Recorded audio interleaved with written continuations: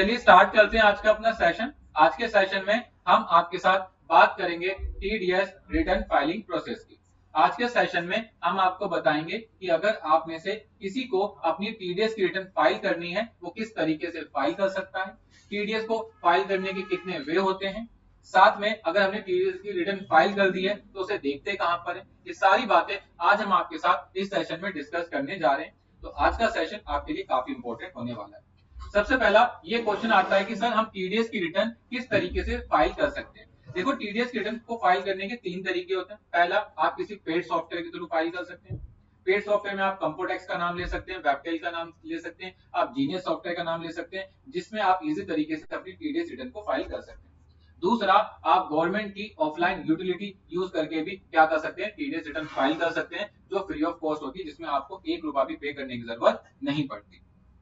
और तीसरा, अगर आप टीडीएस रिटर्न खुद नहीं फाइल करना चाहते हो तो आप एफसी सेंटर के थ्रू भी अपनी टीडीएस रिटर्न बहुत ही इजी तरीके से फाइल कर सकते हैं। आज के सेशन में हम जो टीडीएस रिटर्न फाइल करेंगे वो गवर्नमेंट की फ्री कॉस्ट यूटिलिटी के थ्रू फाइल करेंगे, जिसका नाम है आरपीयू, जिसे बोलते हैं return preparation utility.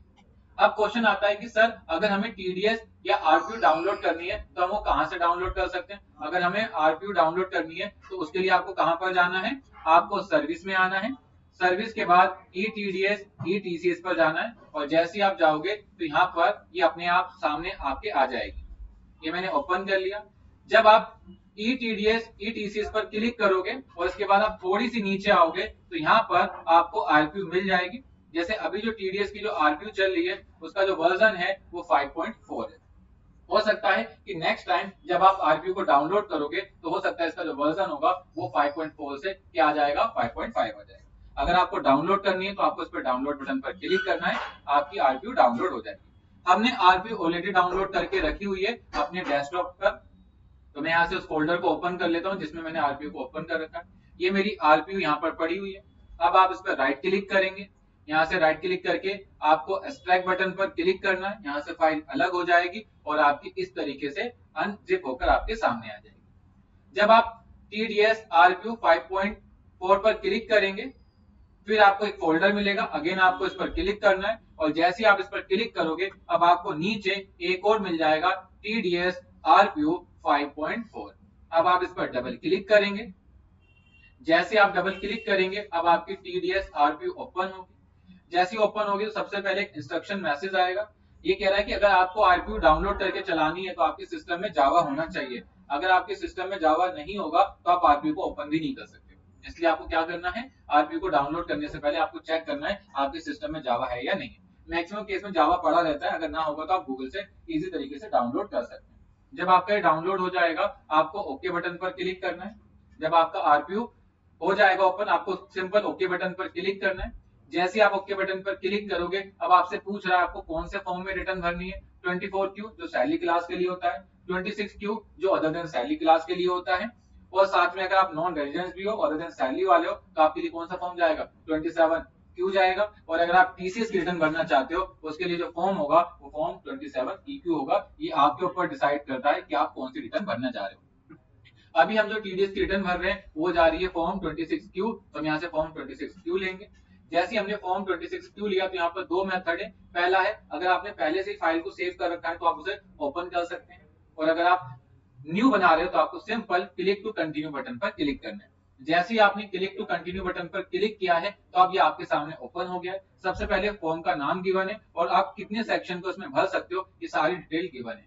Mostly salary class के अलावा जो भी आप टीडीएस किसी भी सेक्शन में काटते हो उसकी रिटर्न किसमें जाती है, फॉर्म 26Q में जाती है। अब टीडीएस की जो बात होती है इसमें तीन तरह की चीजें सरकार आपसे मांगती है। पहला फॉर्म का पार्ट है, इसमें सरकार आपकी इंफॉर्मेशन मांगती है, जैसे आपका टैन नंबर क्या है, आपका पैन नंबर क्या है, आपका टाइप ऑफ डिडक्टर क्या है, मतलब अगर आपका इंडिविजुअल हो तो आप इंडिविजुअल लोगे, अगर आप कंपनी हो तो कंपनी लोगे, अगर आप पार्टनरशिप फर्म हो तो पार्टनरशिप फर्म लोगे। ये पैन कार्ड के 4th कैरेक्टर से आपको डिसाइड करना है। जब ये हो जाएगा आपको नीचे आना है, यहाँ पर आपको अपना टैन नंबर पे जो नाम है वो डालना है। अगर आप इंडिविजुअल हो तो आपका पर्सनल नेम जाएगा, अगर आप पार्टनरशिप फर्म या कंपनी हो तो वो आएगा। यहाँ पर अपना ब्रांच फिलअप करोगे, अपना स्टेट डालोगे, अपना एड्रेस डालोगे और बेसिक जो सारी इंफॉर्मेशन है वो फिलअप कर देंगे। इसके बाद आपसे रिस्पॉन्सिबल पर्सन की डिटेल पूछेगा, यहाँ पर आप क्या करोगे, रिस्पॉन्सिबल पर्सन की डिटेल को फिलअप करेंगे।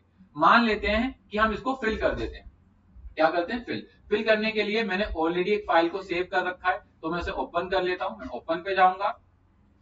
ओपन के बाद अपनी लोकेशन को सिलेक्ट करूंगा कि मैंने फाइल कहां बना के रखी है। मैंने डेस्कटॉप पे रखी है, टीडीएस के अंदर रखी है, टीडीएस Q3 में, और जो मेरी फाइल है वो है ये वाली फाइल। तो मैं इस पर क्लिक कर दूंगा, ये मेरा डाटा ऑटोमेटिक सारा उठ के आ जाएगा।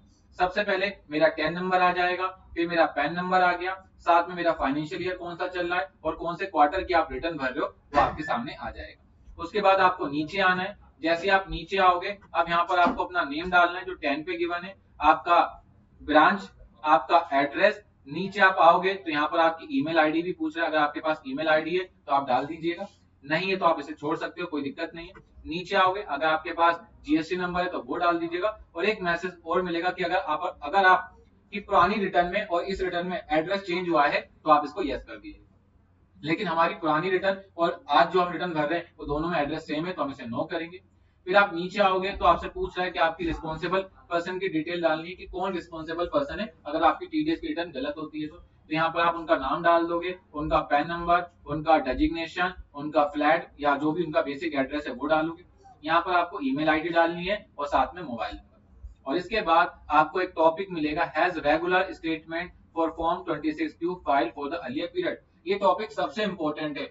अगर आज आप टीडीएस की रिटर्न फर्स्ट टाइम भर रहे हो, ये पहली बार है, तो आप इस टॉपिक को यस मत करना, नो करना, और इसे यहाँ ब्लैंक करके छोड़ देना। और आप उस रिटर्न को मैनुअली नहीं फाइल कर सकते, उसमें आपको एमसी सेंटर की मदद लेनी पड़ेगी।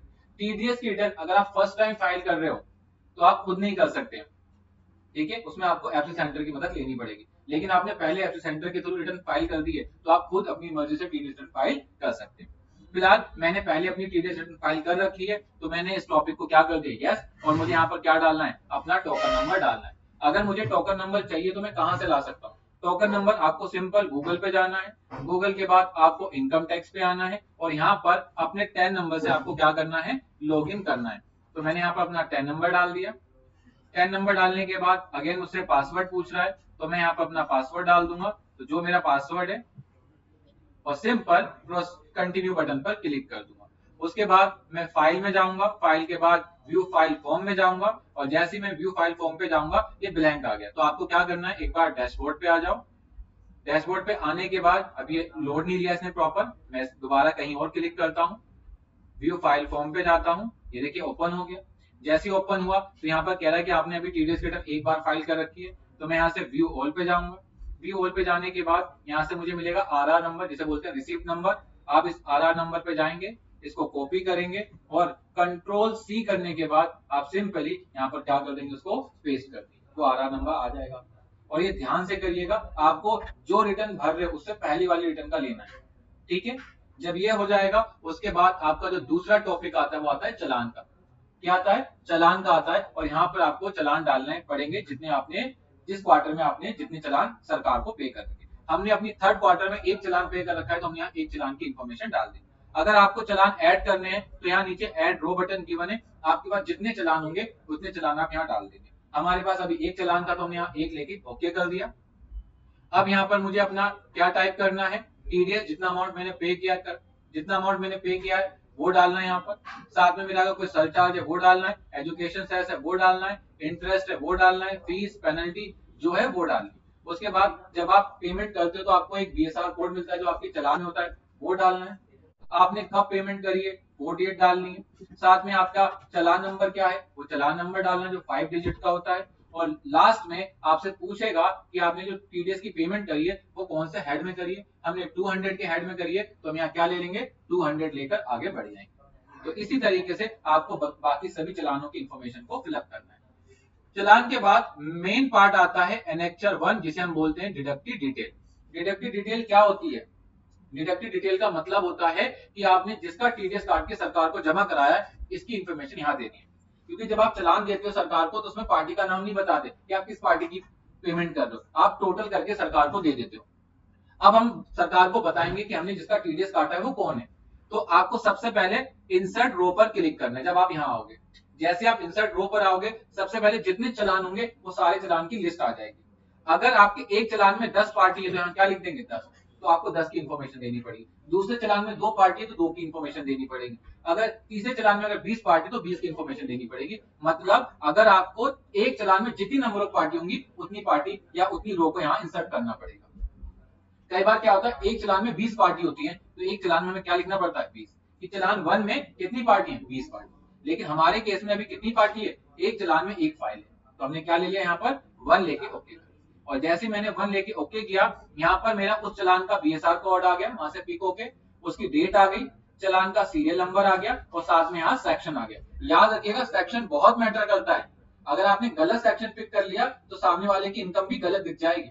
इसीलिए आप इस पर क्लिक करें कि आप जो पेमेंट कर रहे हैं वो कौन से सेक्शन में कर रहे हैं। तो हम सेक्शन 194I स्मॉल बी के अंदर कर रहे हैं जो बात किसकी करता है। अगर मैं इस पर लेके कर्सर लेके जाऊं तो बात करता है रेंट ऑन लैंड और बिल्डिंग।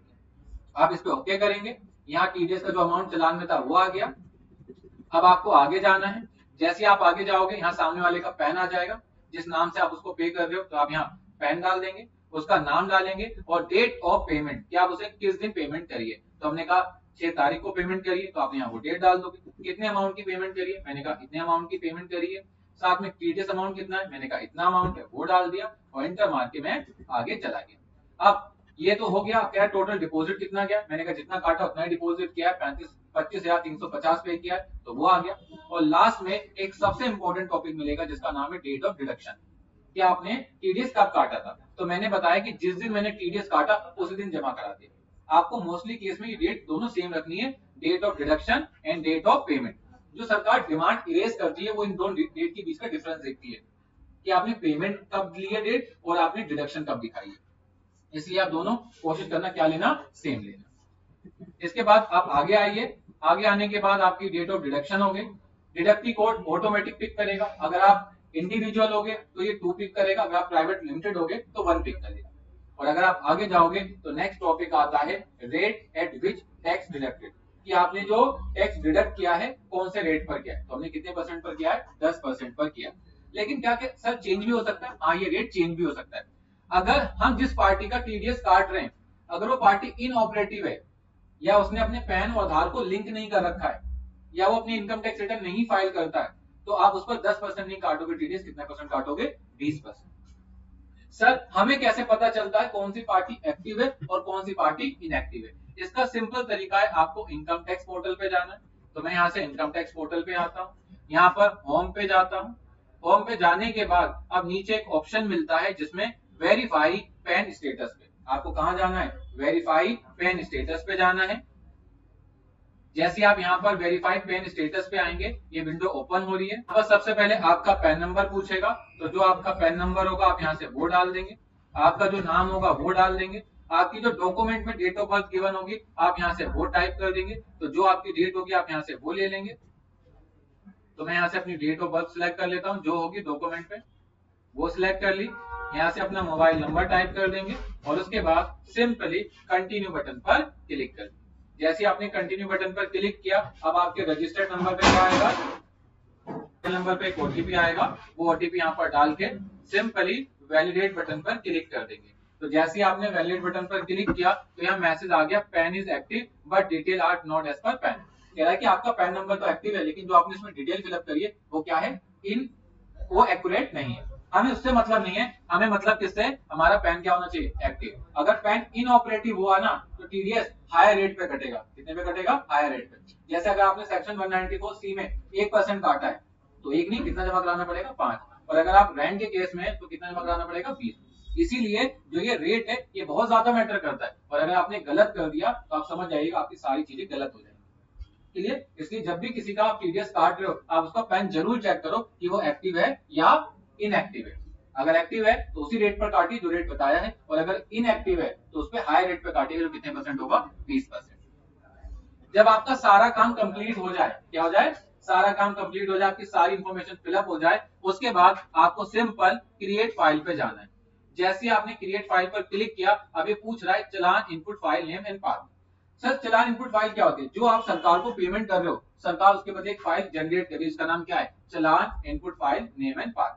आपको क्या करना है, आप अगर इसको डाउनलोड करना है तो आपको अगेन इनकम टैक्स पोर्टल पे जाना है, अपने नाम अपने टैन नंबर से लॉगिन करना है, जब ये लॉगिन हो जाए तो कहाँ जाएंगे, ई फाइल पे जाएंगे, ई फाइल के बाद कहाँ जाएंगे, ई पे टैक्स पे आएंगे, ई पे टैक्स पे आने के बाद कहाँ जाएंगे, चालान स्टेटस इंक्वायरी में जाएंगे, और जो भी आपका क्वार्टर है आप यहाँ से वो क्वार्टर सिलेक्ट कर लेंगे। हमारे केस में कौन सा क्वार्टर है, 1 अक्टूबर से लेकर हम आज की डेट डाल देते हैं और सिंपल फिल्टर पर क्लिक कर दें। जैसे ही हमने फिल्टर पर क्लिक किया, अब आपको क्या करना है, डाउनलोड कर लेंगे चालान फाइल। चालान फाइल क्या हो जाएगी, डाउनलोड हो जाएगी। अब जब डाउनलोड होगी तो ये आपके डाउनलोड सेक्शन में आ जाएगी, ठीक है। और डाउनलोड होने के बाद आप इसे एक फोल्डर के अंदर कॉपी कर लेना। मैंने ऑलरेडी अपना एक फोल्डर बना रखा है जिसका नाम टीडीएस है। टीडीएस के अंदर थर्ड क्वार्टर टीडीएस है और इसके अंदर मैंने CSI नाम की फाइल बना रखी है, बोलते हैं चालान इनपुट फाइल। अब मुझे इसका पाथ देना है तो मैं अगेन ब्राउज पर जाऊंगा, अपनी लोकेशन सिलेक्ट करूंगा कि मैंने अपनी फाइल कहां बनाई है, डेस्कटॉप पर, किसमें, टीडीएस में, कौन सी, थर्ड क्वार्टर की, और ये मेरी फाइल है। उसके बाद कह रहा है कि अगर डाटा में कोई गलती, उस गलती को देखना चाहते हो तो फाइल कहां चाहते हो, मैं सेम लोकेशन में चाहता हूं, तो मैं अगेन जाऊंगा ब्राउज पर, अगेन सेम लोकेशन दूंगा जो मेरी लोकेशन होगी। मैंने यहां दिया बात डेस्कटॉप का, टीडीएस, थर्ड क्वार्टर, और आप किसी को भी नहीं सिलेक्ट करना है, सिंपल ओके कर देना। और उसके बाद आपको वैलिडेट बटन पर क्लिक करना है। जैसे आप वैलिडेट बटन पर क्लिक करोगे अब आपके सामने एक मैसेज आएगा। अगर आपका डाटा सही होगा तो सक्सेसफुली का मैसेज आएगा, और अगर आपका डाटा गलत होगा तो एरर मैसेज आएगा और बताएगा एरर कहां पर है। हमारे केस में सब कुछ ओके है तो सिंपल आपको ओके पर क्लिक करना है। अगेन आपको ओके पर क्लिक करना है और यहाँ से कैंसिल कर लेना कि हम इंप्रूवमेंट के लिए कुछ बताना नहीं चाहते, ये फाइल बन के हमारे सामने आएगी। अब जैसे ही आप वो सारा प्रोसेस कंप्लीट होगा, हमारी जो टीडीएस की फाइल होगी वो हमारे सामने विजुअल हो जाएगी, हमें कुछ एक्स्ट्रा करने की जरूरत नहीं। अब इसके बाद क्या करना है, यहाँ पर हमें 27A फॉर्म को जरूर देखना है। आप इस फॉर्म पर क्लिक करिए। जैसे ही आपने क्लिक किया ये फॉर्म ओपन होगा। इस फॉर्म में आपकी सारी इंफॉर्मेशन गिवन होगी, हमें उससे कुछ नहीं मतलब है, बस हमें ये देखना है कि हमारे डिडक्टिव कितने हैं, हमने अमाउंट कितना पेड किया है, हमने टीडीएस कितना काटा है और सरकार को टीडीएस कितना दिया है, ये चेक करना है। जब ये सारा काम आपका हो जाए, सब कुछ मैच हो जाएगा, तो आपको अगेन उसी फोल्डर पे जाना है जहां सारी फाइल बन के आई है, और यहाँ पर एक फाइल बनती है जिसे बोलते हैं FVU फाइल, जिसे बोलते हैं फाइल वैलिडेशन यूटिलिटी। आपने जो भी काम किया वो सारा इस फाइल के अंदर है। तो इस फाइल पे आप क्या करें, राइट क्लिक करें। राइट क्लिक करने के बाद ऐड टू आर्चिव पे जाएं और इसे जिप फॉर्मेट में कन्वर्ट कर लें, क्योंकि जो भी फाइल हमसे सरकार लेती है वो जिप फॉर्मेट में लेती है, तो हमने इसे किस में कन्वर्ट कर लिया, जिप फॉर्मेट में कन्वर्ट कर लिया। अब इस फाइल को हमें सरकार को देना है, तो सरकार को देने के लिए हम क्या करेंगे, अगेन इनकम टैक्स पोर्टल पे जाएंगे, इनकम टैक्स पोर्टल पे लॉगिन करेंगे और लॉगिन करने के बाद आप कहां जाएंगे, फाइल में, ई फाइल में, इनकम टैक्स फॉर्म में, और यहां से मिलेगा फाइल इनकम टैक्स फॉर्म। आपको इस पर क्लिक करना है। जैसे ही आप इस पर क्लिक करोगे ये फॉर्म थोड़ा लोडिंग लेगा, ओपन हो जाएगा। आपको सबसे नीचे आना है और यहां से एक एरो से आगे जाना है। जब आप इस एरो से आगे जाओगे तो यहाँ पर लास्ट में एक टीडीएस का फॉर्म होगा, deduction of tax at source TDS. आपको सिंपल फाइल नाउ पर क्लिक करना है। जैसे आपने फाइल नाउ पर क्लिक किया, यहाँ पर नेक्स्ट टॉपिक आएगा टीडीएस एंड टीसीएस रिटर्न, और आप किस पर क्लिक करोगे, लेट गेट स्टार्ट बटन पर क्लिक करेंगे। जैसे आपने क्लिक किया, अगेन आपसे पूछ रहा है कौन से सेक्शन की रिटर्न भरनी है या कौन से फॉर्म की भरनी है। हमें 26Q की भरनी है तो हम 26Q ले लेंगे। अगेन आपसे पूछ रहा है कौन सा फाइनेंशियल ईयर है, तो जो फाइनेंशियल ईयर है आप यहाँ से वो डाल देंगे। हमारे केस में 24-25 है तो 24-25 डाल देंगे। कौन सा क्वार्टर है, हमने कहा थर्ड क्वार्टर है तो थर्ड क्वार्टर ले लेंगे। क्या रिटर्न रेगुलर है, हमने कहा रेगुलर रिटर्न है, वो ले लेंगे। और सिंपली उसके बाद कहाँ जाएंगे, अटैचमेंट फाइल के बाद आपको अपनी लोकेशन सिलेक्ट करनी है कि आपकी फाइल कहाँ बनी हुई है। तो मैंने यहाँ से अपनी लोकेशन को सिलेक्ट किया और सिंपली इसको ओके कर दिया। जैसे मैंने ओके किया, फाइल अपलोड होने लगी। जब फाइल अपलोड हो जाएगी उसके बाद आपको किस पर क्लिक करना है, प्रोसीड टू ई वेरीफाई पे जाना है और सिंपली आपको यस बटन पर क्लिक करना है। जैसे आप यस बटन पे क्लिक करोगे, अब आपसे पूछ रहा है जो आप टीडीएस की रिटर्न सरकार को वेरीफाई कराओगे, कैसे कराओगे। एक तो आप डीएससी से आप वेरीफाई कर सकते हो और दूसरा डिजिटल सिग्नेचर सर्टिफिकेट से। मैंने कहा मेरे पास डीएससी नहीं है, मेरे पास ओटीपी का कॉन्सेप्ट है, तो मैंने यहाँ आधार ओटीपी लिया और नीचे जाकर मैं किस पर क्लिक कर दूंगा, कंटिन्यू बटन पर क्लिक करूंगा। अगेन मुझसे कंफर्मेशन मैसेज आएगा, मैं उसे एग्री करूंगा एंड जनरेट आधार ओटीपी पर क्लिक करूंगा। और जैसे ही मैं क्लिक करूंगा अब मेरे रजिस्टर्ड मोबाइल नंबर पे क्या जाएगा, एक ओटीपी जाएगा और वो ओटीपी मैं यहाँ पर टाइप कर दूंगा। तो देखिए मैंने यहाँ से अपना ओटीपी डाल दिया है। ओटीपी डालने के बाद अगेन आपको सिंपली वैलिडेट बटन पर क्लिक करना है। जैसे आप वैलिडेट बटन पर क्लिक करेंगे आपके सामने कंफर्मेशन आएगी। अगर आप इसे यस करेंगे तो आपकी टीडीएस रिटर्न क्या हो जाएगी, सबमिट हो जाएगी। और जैसे टीडीएस रिटर्न सबमिट होगी, अब आपकी रजिस्टर्ड ईमेल आईडी पर और मोबाइल नंबर पे क्या जाएगा, एक ओटीपी जाएगा। अब आप देखना चाहते हो जो आपने टीडीएस रिटर्न भरी है वो सरकार ने एक्सेप्ट करी है या नहीं करी, तो उसको देखने के लिए आप कहाँ जाओगे, फाइल में, फाइल के बाद आप जाओगे इनकम टैक्स फॉर्म में, और इनकम टैक्स फॉर्म के बाद जाओगे आप व्यू फाइल फॉर्म पे। आप सिंपली व्यू फाइल फॉर्म पर क्लिक करेंगे। जैसे ही आपने व्यू फाइल फॉर्म पर क्लिक किया, अब आपको यहाँ से व्यू ऑल पे जाना है। जैसे आपने व्यू ऑल पर क्लिक किया तो यहाँ पर रिटर्न बता रहा है कि आपने सबमिट करी थी 30 तारीख को और एक्सेप्ट हुई 31 तारीख को। जब तक आपकी रिटर्न एक्सेप्टेड नहीं होगी आप समझ जाइएगा अभी तक आपकी रिटर्न प्रोसेस नहीं हुई। जब यहाँ पर इनकम टैक्स पोर्टल पे एक्सेप्टेड लिख के आ जाएगा तो आपको ट्रेसिस की वेबसाइट पर जाकर देखना है कि आपकी रिटर्न में कोई गलत तो नहीं है या कोई पैन इनएक्टिव तो नहीं है। इसके लिए आपको सिंपल ट्रेसिस की वेबसाइट पर आना है।